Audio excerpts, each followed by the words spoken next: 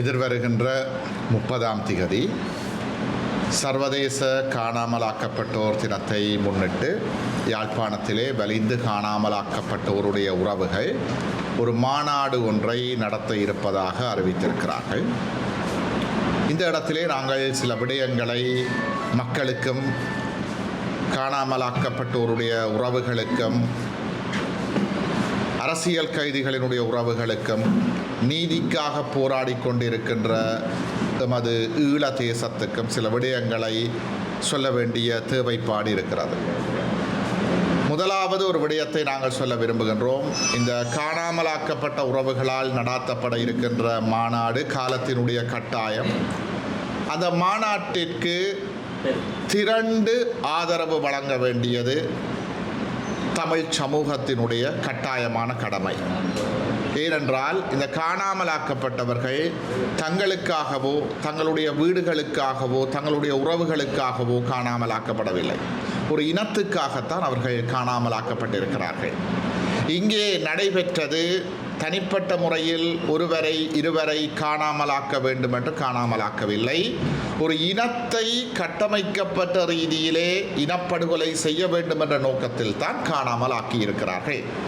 ஆகவே இதை வெறுமனே காணாமலாக்கப்பட்ட குடும்பங்களுடைய மாநாடாக போராட்டமாக கருதாமல் ஈழத்தமிழர்களினுடைய ஒரு மாநாடாக கருதி அலைகடலென திரண்டு பங்கு பெற்ற வேண்டியது தமிழர்களது கடமை, அரசியல் கட்சிகளது கடமை, சிவில் அமைப்புகளினது கடமை. அந்த வகையில் அந்த உறவுகளால் நடாத்தப்பட இருக்கின்ற மாநாட்டுக்கு எங்களது பூரண ஆதரவை தமிழ் தேசிய மக்கள் முன்னணி சார்ந்த தமிழ் தேசிய பேரவையாக நாங்கள் தெரிவிப்பதில் ஆறுதல் அடைகின்றோம். அது ஒரு காலத்தினுடைய கடமை என்று நாங்கள் கருதுகின்றோம். இந்த இடத்திலே இதனோடு தொடர்புபட்ட சில விடயங்களையும் நாங்கள் தெளிவுபடுத்த வேண்டிய தேவைப்பாடு இருக்கிறது. செம்மணியிலே ஒரு அகழ்வு பணி நடைபெற்று வருகிறது. பலரும் நினைக்கலாம் அகழ்வு பணி நடைபெறுகின்றதே நீதி கிடைத்து விட்டது என்று நினைக்கலாம். ஆனால் உண்மை அதுவல்ல.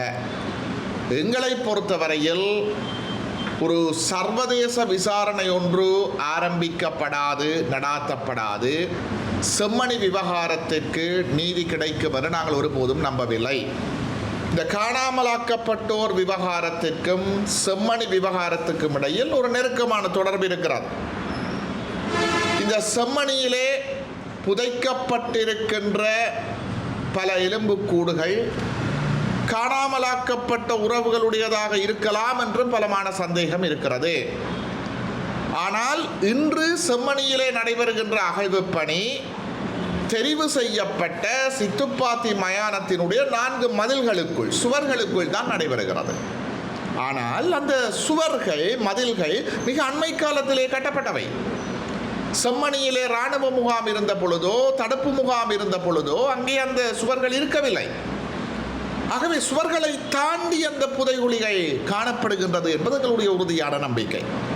கிருஷாந்தி குமாரசுவாமியினுடைய வழக்கிலே பிரதான குற்றவாளிகளில் ஒருவரான சோமரட்ன ராஜபக்ஷே சாட்சியம் அளிக்கின்ற பொழுது செம்மணி பிரதேசத்திலே வேறும் பல பிரதேசங்களில் புதைகுழிகள் இருப்பதாக தெரிவித்திருந்தார். ஆகவே அவருடைய சாட்சியமும் இந்த வழக்கோடு தொடர்பு படுத்தப்பட்டு அந்த அகழ்வு பணிகள் விஸ்தரிக்கப்பட வேண்டும். அது மாத்திரமில்லாமல் தீவக பிரதேசத்திலே பல கிணறுகள் மூடப்பட்டிருப்பதாக அறிகிறோம். அந்த கிணறுகளுக்குள்ளே எங்களுடைய உறவுகள் பலர் புதைக்கப்பட்டிருக்கிறார்கள். அது அந்த மக்களுக்கு தெரியும். ஆனால் பலர் வெளியில் சொல்ல தயக்கப்படுகிறார்கள், அச்சப்படுகிறார்கள். ஏனென்றால் தீவகம் சில காலங்களுக்கு முதல் ஒரு திறந்த வழி சிறைச்சாலையாக இருந்த பிரதேசம். இராணுவத்தினர், இராணுவ முகவர்கள், ஒட்டுக்குழுக்களாக செயற்பட்ட அரசியல் கட்சிகளால் ஒரு திறந்த வழி சிறைச்சாலையாக இருந்த ஒரு பிரதேசம். அதனால் அந்த பிரதேச மக்கள் சில உண்மைகளை வெளிப்படுத்த தயங்குகிறார்கள். ஆகவே இந்த சர்வதேச மாநாடு நடைபெறுகின்ற இந்த 30ஆம் திகதி தமிழ் மக்கள் அதற்கு ஒட்டுமொத்த ஆதரவை வழங்குவதோடு மாத்திரமல்லாமல் எங்களுக்கு ஒரு நீதி கிடைக்க வேண்டுமாக இருந்தால் இந்த போராட்டத்தை நாங்கள் இன்னும் விஸ்வரூபமாக்க வேண்டும். ஏனென்றால் நாங்கள் தாமதித்துக் கொண்டிருக்கின்ற ஒவ்வொரு நாளும் சாட்சியங்கள் அழிந்து கொண்டே போகிறது. சாட்சிகள் மரணித்து கொண்டிருக்கிறார்கள். இப்போ உதாரணத்துக்கு ஒரு பிள்ளைய இராணுவம் இழுத்து கொண்டு போகுது. இதை அந்த பிள்ளைன்ற வயசான அம்மா அப்பா காண்கிறார்கள் என்றால் அவர்கள்லாம் கண்கண்ட சாட்சி. இப்போ காலம் போக போக அவர்களும் இறந்தால், கண்கண்ட சாட்சிகள் இறந்தால், தடயங்கள் மறைந்தால், எதிர்காலத்திலே சர்வதேச விசாரணை நடாத்தப்பட்டால் கூட அது பயனற்று போய்விடும். என்றால் சாட்சியங்கள் உயிரோடு இருக்க மாட்டார்கள். ஆகவே ஈழத்தமிழர்கள் இந்த நீதி காணுகின்ற பொறிமுறையை பலப்படுத்த வேண்டுமாக இருந்தால் இனியும் நாங்கள் காலத்தை வீண்விரயமாக்காது அந்த காணாமலாக்கப்பட்ட உறவுகளுடைய போராட்டத்தோடு மாநாட்டோடு சேர்ந்து எங்களுடைய போராட்டங்களை வீச்சாக்க வேண்டும். வடகிழக்கெங்கும் தமிழ் மக்களும் சிவில் அமைப்புகளும் மனித உரிமை ஆர்வலர்களும் நீதிக்காக போராடுபவர்களும் ஊடகங்களும் இந்த சர்வதேச விசாரணை என்ற விடயத்தை முதன்மைப்படுத்தி எங்களுடைய குரல்களை உயர்த்தி ஒலிக்காவிட்டால் நீதி என்பது காணல் நீராக கூட மாறக்கூடிய அபாயம் காணப்படுகிறது. ஆகவே இந்த காணாமலாக்கப்பட்ட உறவுகளினுடைய மாநாட்டை நாங்கள் வரவேற்கின்றோம். அது காலத்தினுடைய கட்டாயம் என்று பதிவு செய்கின்றோம். இந்த மாநாட்டுக்கும் அவர்களுடைய போராட்டங்களுக்கும் ஆதரவு கொடுக்க வேண்டியது ஒவ்வொரு ஈழத்தமிழனினதும் கடமை. அந்த வகையில் எமது தமிழ் தேசிய மக்கள் முன்னணி தலைமையிலான தமிழ் தேசிய பேரவையும் தனது ஒட்டுமொத்த ஆதரவை அவர்களுடைய போராட்டத்துக்கு வழங்கி நிற்பதோடு செம்மணி விவகாரம் மற்றும் தூண்டப்பட வேண்டிய பல கிணறுகள் புதைகுழிகள் இருக்கிறது. இதைவிட மிகப்பெரிய ஒரு சந்தேகம், புதிதாக விகாரைகள் முளைக்கின்றன, இராணுவ முகாம்கள் முளைக்கின்றன, அவற்றுக்கு கீழும் புதைகுழிகள் இருக்கலாம் என்று நாங்கள் நம்புகின்றோம். ஆகவே இவை அனைத்தும் தோண்டப்பட வேண்டும், விசாரிக்கப்பட வேண்டும், எமது மக்களுக்கு ஒரு நீதி கிடைக்க வேண்டும். அதற்கு நாங்கள் பக்கபலமாக இருப்போம்.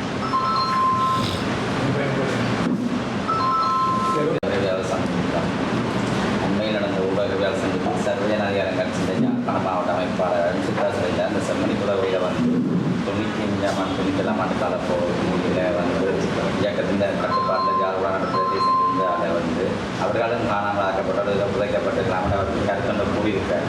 இதை வச்சு நீங்கள் என்ன கூப்பிடுங்க? அப்படி எதுவுமே இருக்கவில்லை. இந்த பிரதேசமானது இராணுவத்தினருடைய கட்டுப்பாட்டில் மாத்திரம் இருந்த ஒரு பகுதி மாத்திரம்தான். அதற்கான ஆதாரங்கள் இருக்கிறது.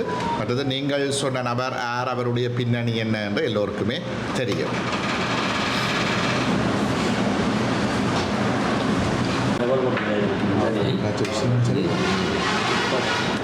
மாநகர தேர்தல்களை கடந்த கூட கருத்து தெரிவிக்கிறார். குறிப்பாக முதலமைச்சர் வேட்பாளராக போட்டியிட போவதாக புலம்பெயர் தமிழர்கள் உட்பட பலரும் தெரிவிக்கிறார்.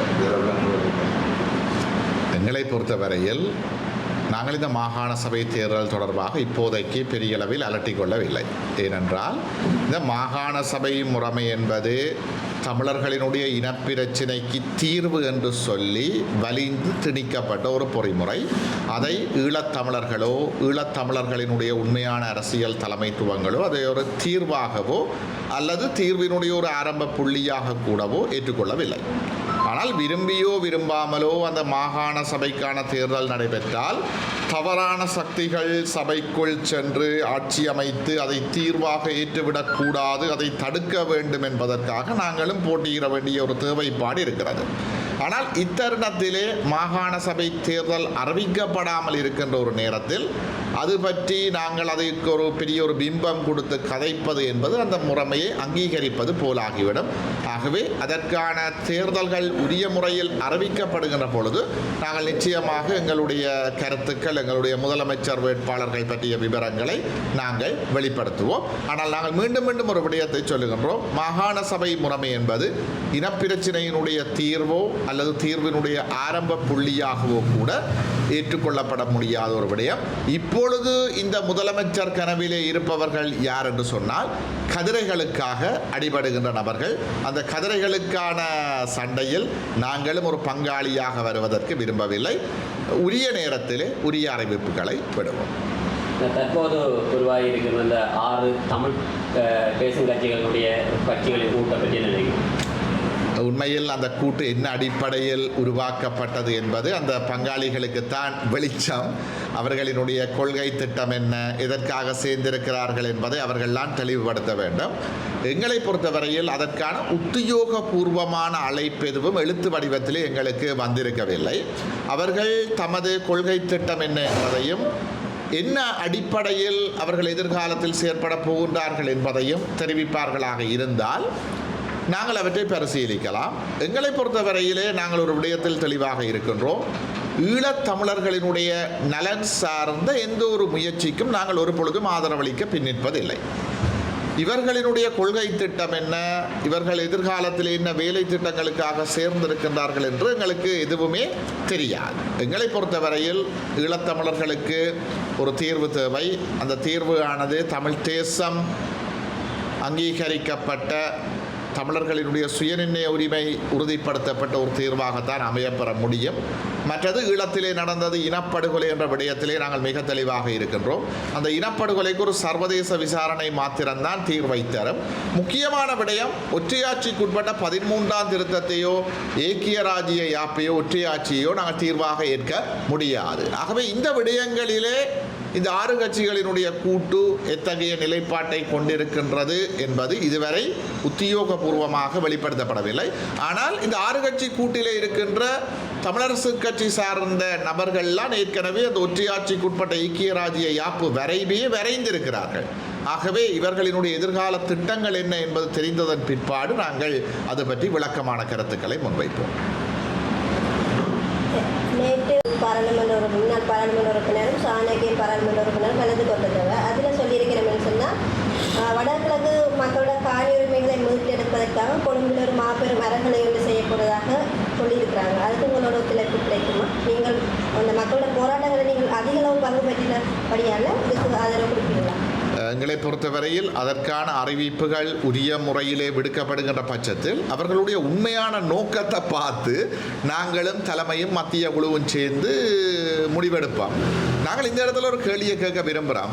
இன்றைக்கு கொழும்பில் அறகலையை செய்ய வேணும் என்று சிந்திக்கிற ஆக்கள் 2015ஆம் ஆண்டுக்கும் 2019ஆம் ஆண்டுக்கும் இடையில் பார்த்தீர்கள் என்றால் மைத்திரி ரணிலினுடைய ஆட்சி நடந்த பொழுது மைத்திரிபால சிறிசேன ஜனாதிபதியாகவும் ரணில் விக்ரமசிங்க பிரதமராகவும் இருந்தவர்.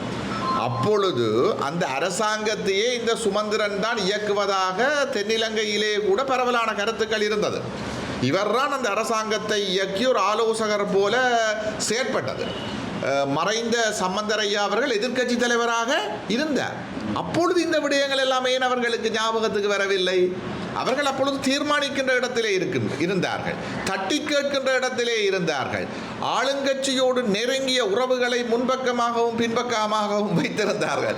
அப்பொழுதெல்லாம் வராத சிந்தனை இப்பொழுது ஏன் வருகின்றது? அதை நாங்கள் ஆழமாக பார்க்கணும். சேதல் அந்த சிந்தனைகள் உண்மையாக மக்கள் நலன் சார்ந்து வருகிறதா அல்லது எதிர்வருகின்ற காலத்தில் மாகாண சபை தேர்தல் வரப்போவதாக சொல்லப்படுகிறது, அதுக்காக வருகிறதா? இவற்றையெல்லாம் பார்த்து நாங்கள் முடிவெடுப்போம்.